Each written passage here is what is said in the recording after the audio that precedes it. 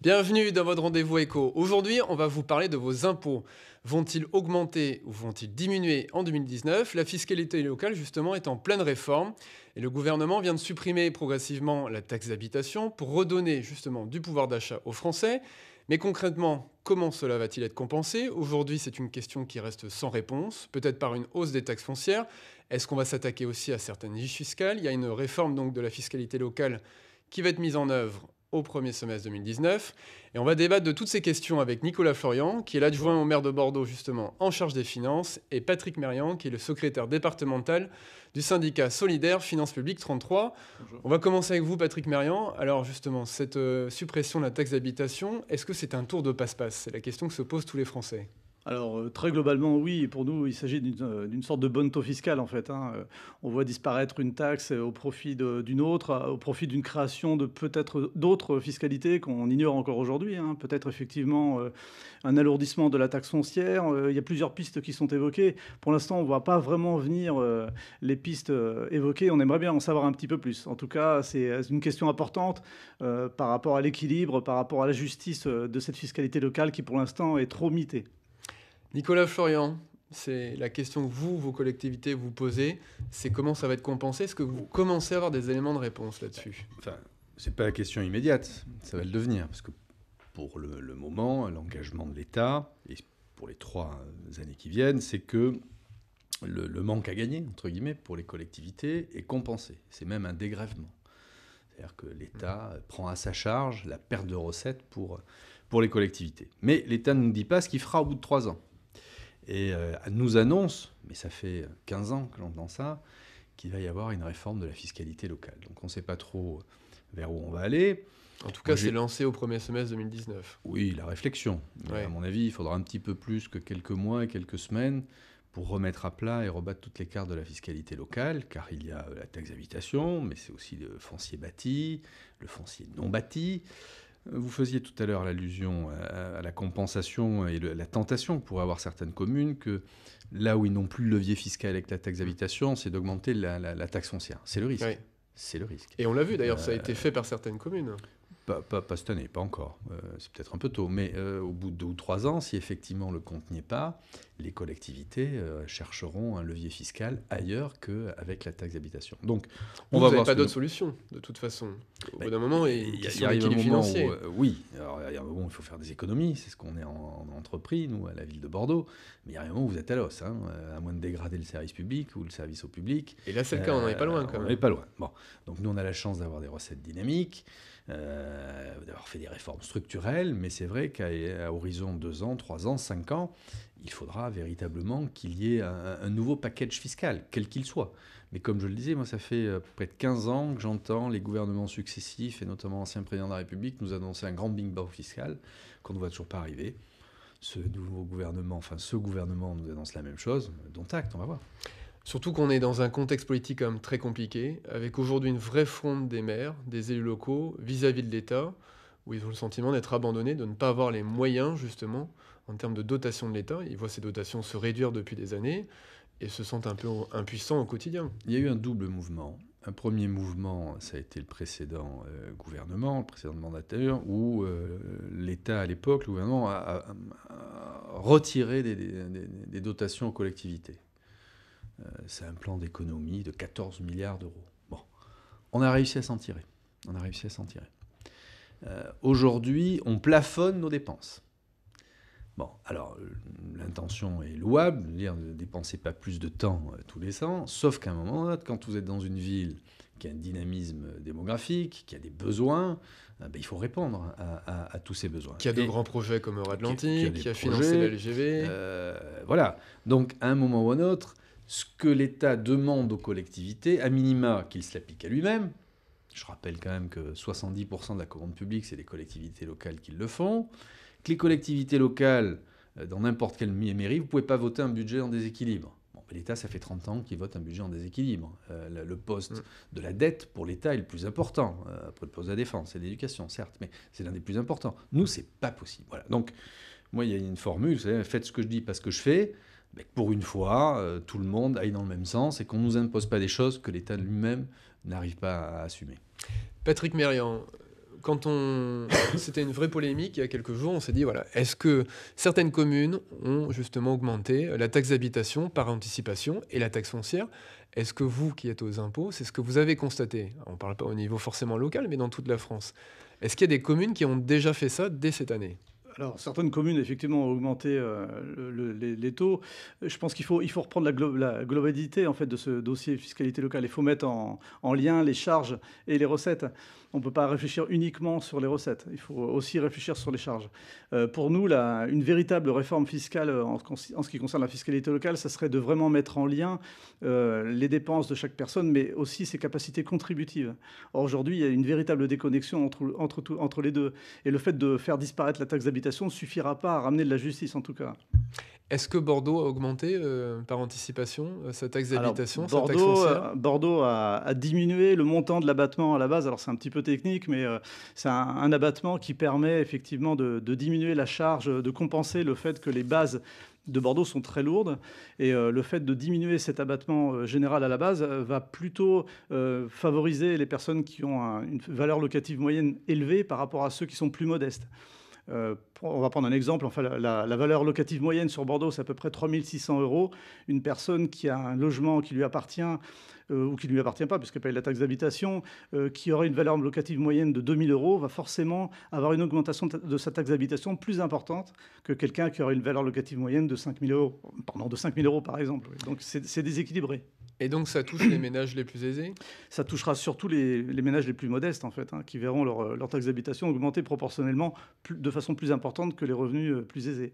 Ce qui pose quand même un problème, Nicolas Florian, d'équité vis-à-vis de la fiscalité. L'équité, elle provenait, le manque d'équité provenait du fait qu'on avait un taux exceptionnellement haut, plus de 19%, là où la moyenne des villes de la strate, c'est 10-15%. On est revenu au taux, j'allais dire, nominal, comme tout le monde, de 15%. Je ne vous cache pas qu'on l'a fait une période où on avait remarqué que l'État s'engageait vers la compensation de la taxe d'habitation. Et c'est vrai que, je ne parlerai pas d'effet d'aubaine, mais qu'effectivement, on pouvait considérer qu'en le faisant à ce moment-là de l'année, de l'exercice budgétaire, les gens seraient un petit peu moins impactés. Voilà. Est-ce que, justement... Oui. Si je peux me permettre quand même, c'est vrai que la grosse différence, comme avec des villes de la même strate, parce que vous évoquez des villes de la même strate, c'est que les bases à Bordeaux sont très lourdes. Ce qui fait qu'un abattement... C'est ce qu'on dit souvent, avec la fiscalité est très élevée. On ne peut pas comparer des villes comme Marseille, Lille ou Bordeaux, par exemple. Et c'est vrai que ramener à 15%, ça touche encore une fois plus les personnes modestes. Et ça va faire quand même une rentrée de 4 millions d'euros dans les recettes de Bordeaux, ce qui est bien. Mais ça va quand même toucher plus les personnes modestes. Et je disais tout à l'heure le lien qu'il fallait avoir entre les charges et les recettes.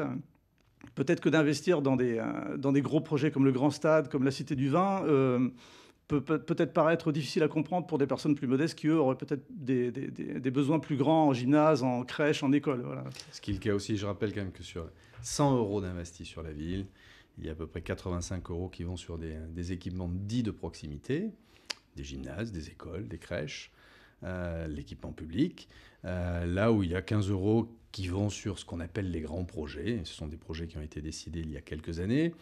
Je me rappelle quand même qu'une ville comme Bordeaux, c'est 250 000 habitants. Elle a des charges de centralité. Quand on fait un grand stade, ce n'est pas la seule ville de Bordeaux, les seuls habitants qui en bénéficient. C'est d'ailleurs pour ça que la région, que la CUB à l'époque, que l'État ont participé. Ce sont des équipements de rayonnement métropolitain, sinon de rayonnement départemental. Mais est-ce que ça ne contribue pas à rendre aussi Bordeaux encore moins accessible, justement aux plus modestes? C'est-à-dire que, est-ce que, du fait de cette fiscalité, du fait des prix du foncier aujourd'hui, de l'immobilier... Je remarque une chose, c'est que la ville de Bordeaux, chaque année, gagne 3 000 habitants. Il y a quand vous regardez les 3 000 nouveaux habitants, justement, ce sont plutôt des CSP+, ou c'est relativement diversifié? La sociologie est à l'image de la sociologie nationale. Il y a autant de gens aisés que de gens normaux, français moyens, comme on peut dire, ou de gens plus modestes. C'est une photographie de la population française. Patrick Mérian, qu'est-ce que vous en pensez? Oui, alors moi je ne suis pas expert dans la sociologie, effectivement, des nouveaux habitants de Bordeaux. On peut quand même imaginer, devant la pression foncière et la fiscalité, que majoritairement, je pense que ce sont quand même des personnes de revenus plutôt aisés qui arrivent sur Bordeaux, notamment facilitées par la mise en place de la LGV. Donc voilà. Je rappelle quand même que le revenu médian à Bordeaux est de 21 000 euros. Il est un petit peu plus bas que la moyenne sur Bordeaux Métropole, sur l'agglomération. Et on a un taux de pauvreté qui est autour de 17%, je crois, sur Bordeaux. Qui est un petit peu au-dessus que l'ensemble de Bordeaux Métropole. Mais ça vient aussi du fait du rôle central et de la centralité de la ville. Parce que, certes, vous avez des ménages aisés qui viennent, mais on reçoit aussi tous ceux qui sont en grande difficulté parce qu'on a les moyens de les accueillir. Les logements d'urgence, c'est Bordeaux qui les a. On a un CCAS qui fait beaucoup d'aides facultatives.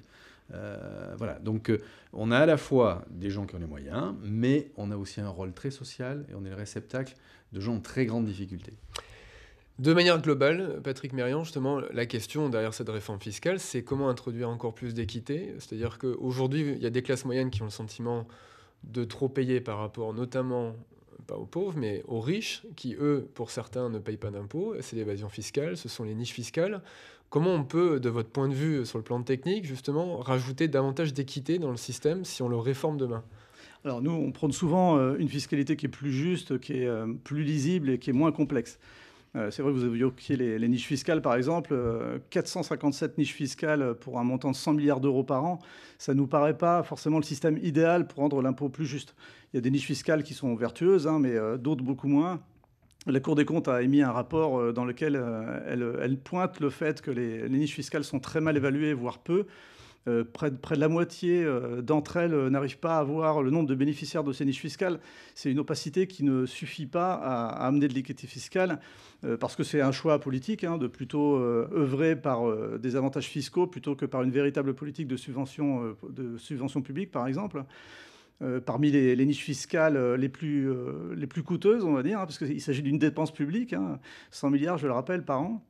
Le crédit d'impôt compétitivité et emploi qui représente 20 milliards d'euros par an. CICE, Le CICE, le fameux CICE, effectivement, qui coûte 20 milliards d'euros par an et qui ne subit quasiment aucune évaluation, sur lequel on ne note pas d'impact réel ni sur les investissements ni sur la recherche et développement, et suivi de très près par le crédit impôt recherche qui, lui, coûte à peu près entre 5 et 6 milliards d'euros par an aussi.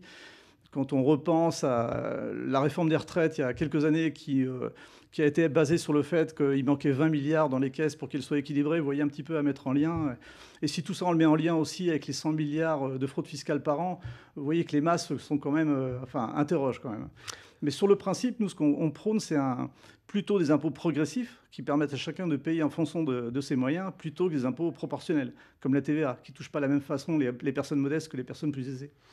Nicolas Foyant, est-ce que, de votre point de vue, justement, il faut aussi repenser ces niches fiscales ? Est-ce qu'il y a certaines niches qui vous paraissent totalement injustifiées ? Oui, je ne vais pas les lister. Monsieur est mieux placé que moi, et puis je veux froisser personne. Parce que, souvent, les niches fiscales auront des grandes vocations électoralistes. C'est l'une des grandes spécialités françaises. Oui, et puis à chaque gouvernement, son saupoudrage fiscal là-dessus a des buts plutôt électoralistes. Moi, je milite. Modestement, mais je milite pour une réforme globale de la fiscalité et des prélèvements obligatoires en général, que ce soit la fiscalité locale, la fiscalité sur le revenu, la fiscalité sur le capital. Parce que les Français se plaignent tout le temps d'avoir trop d'impôts, oui, c'est ça le sujet derrière. D'une part, oui. Même s'il y a des services évidemment afférents. De trop payer d'impôts, mais c'est surtout la répartition de la charge qu'il faut revoir. Mais ça ne sera possible que si on va vers une convergence, une harmonisation européenne. Aujourd'hui, il y a du dumping fiscal et social qui se fait au sein même des frontières de l'Europe. Et on est pénalisé là-dessus, parce qu'on parle de la fiscalité. C'est là où on n'avance pas, justement. Ménages, bien sûr, mais c'est normal, chacun défend ses intérêts. Et à un moment ou à un autre, il faudra qu'il y ait un leadership qui se dégage autour de quelques grands membres fondateurs pour aller peut-être pas vers l'uniformisation totale, mais au moins un peu d'harmonisation et en tout cas de la convergence, parce qu'autrement, ça ne sera pas possible. Voilà. Une fois que ça, on aura réussi à le faire, moi, je prône qu'on revoie complètement le système fiscal de ce pays. Je rappelle quand même qu'aujourd'hui, l'impôt sur le revenu, ce n'est pas la première recette de l'État. C'est 10% de ses recettes. C'est faible. Il y a un Français sur deux qui paye l'impôt sur le revenu. Mais à côté de ça, on a de la fiscalité indirecte, des taxes sur les carburants, sur les droits de mutation, en termes de transmission. Bon, mais il faut tout remettre à plat. Et ce n'est pas en quelques mois que le sujet sera épuisé. Il faut se donner du temps et se dire qu'à l'échelle de 5 ans, 10 ans, on aille vers une réforme, déjà un peu plus de lisibilité, un peu plus de transparence, et éviter cette mécanique et gymnastique intellectuelle que chacun pratique au moment de la déclaration des impôts pour savoir où est la meilleure niche, comment mieux défalquer. Voilà, c'est en ce sens d'ailleurs que moi je trouve que le prélèvement à la source est une bonne mesure. Merci beaucoup, tous les deux, sur cet éclairage, justement, sur cette question complexe, mais qui nous touche tous. On aura l'occasion d'y revenir, et on se retrouve même heure la semaine prochaine sur TV7. À très vite.